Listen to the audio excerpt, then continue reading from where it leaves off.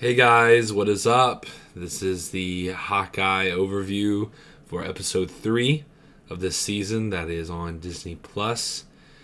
Guys, I know certain people like this show and certain people don't. I am enjoying this show. I think the chemistry between Kate Bishop and Clint Barton is fantastic. I think their choices have been really good. I know some people were annoyed that it felt like Kate Bishop's show at first, but I think really it's just the fact that all the mysteries, the only mystery Clint Barton has is he going to make it home for Christmas or not? Everything else kind of deals with Kate Bishop, but really it's Clint Barton helping her on her journey to figuring those things out for her. So really it's still about Clint Barton. It's just Clint Barton's helping someone, which if you think about it, that's no different than a lot of the action movies we see where the hero kind of comes in on someone else's problem and fixes someone else's problem for them, but then still gets to make it home to their family at the end of the day. Like, to me, he is still the leader of the show. And basically, I think, yeah, it may have started with Kate Bishop, but I think starting with Kate Bishop is going to make you care so much more. So I've been enjoying the direction they've been going. So let's just start from the beginning and work our way up. The Echo backstory, I thought they did really well. I don't know the character very well, and so this actually made me excited for that person's character and what they may do in the future. I think we all know. We all know. Let's just get it out of the way. Guys. Kingpin. Kingpin popped up. Like, it was Kingpin. We all know it was Kingpin. So, we just gotta wait for the time that they're actually gonna show us Kingpin. I hope they don't wait. I hope they get to reveal it at some sort of time soon. I hope they don't wait till the very last episode or for a quick little nod. I hope they just do it and give it to us. But when you hear his voice and you see his hand on her cheek, you're just like, holy crap. And she's a cool character. I like how they kind of showed how she's very visual. She learns visually and she copies people's moves, stuff like that. Kind of show how dangerous she is as a person. Thought that was all great. I am kind of curious if Ronan was in fact the person that killed her family, but we'll just have to see. And yeah, I thought everything with her was fantastic. Now, the scenes with Hawkeye and doing the fight scene inside the toy store, I thought that was really cool. Certain things people could argue would be better, but I enjoyed it. I thought it was solid. The chemistry between them two, I think, just continues to develop. And, some of the callbacks from the comics, I understand. I haven't read Matt Fraction's run yet, so I'm going to. And, but some of the things I know of was cool, like the callback with the Challenger. And just that one shot was fantastic. Great. Loved it. With the car and doing that one long take real quick, I thought that was cool. A lot of the choices that they did about giving focus to things, I thought was really good.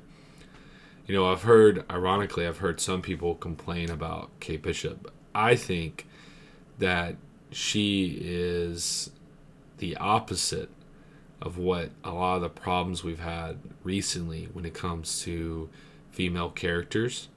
I think for some reason, and I've narrowed it down to writing. I think if you have a writer who is not a good person, and I don't mean to be mean about that. I'm sure some of these people are very nice, but it's like, I can't think of any other reason why someone would write someone as cold-hearted, as callous, as all these things, as a main protagonist, unless they are like that themselves. I know that might sound a little mean, but Kate Bishop is not that. Kate Bishop is pathetic. She is not a Mary Sue. She's talented, but she is not a Mary Sue.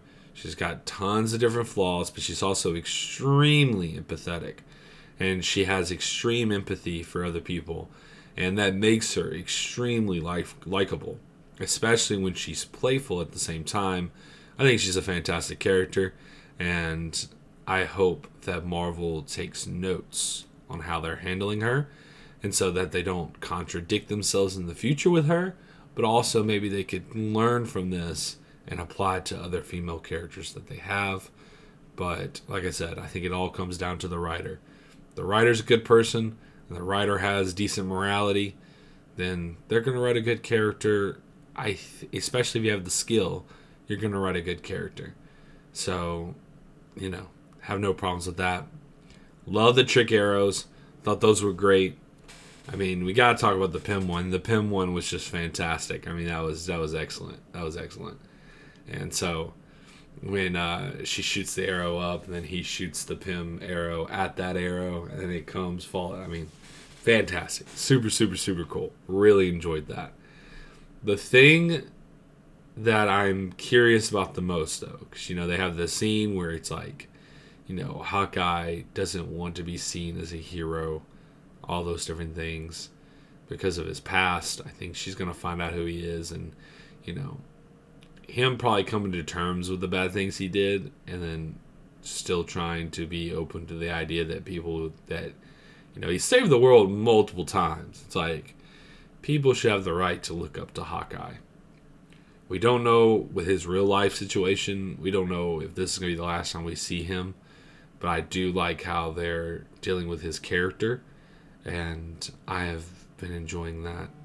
So there's a plus there. I'll put it this way. I am curious. So they get to Kate Bishop's home. And, they're going through the area. You see a bunch of swords. She looks up the future stepdad. And, it's restricted, all that stuff, right? And I think we all know that the reality is that what's going to happen is her mom's going to be the actual main villain. And they're going to do like a little twist with it. But what I would say, though, is that the swordsman, if they make him a bad guy, good guy, I don't know.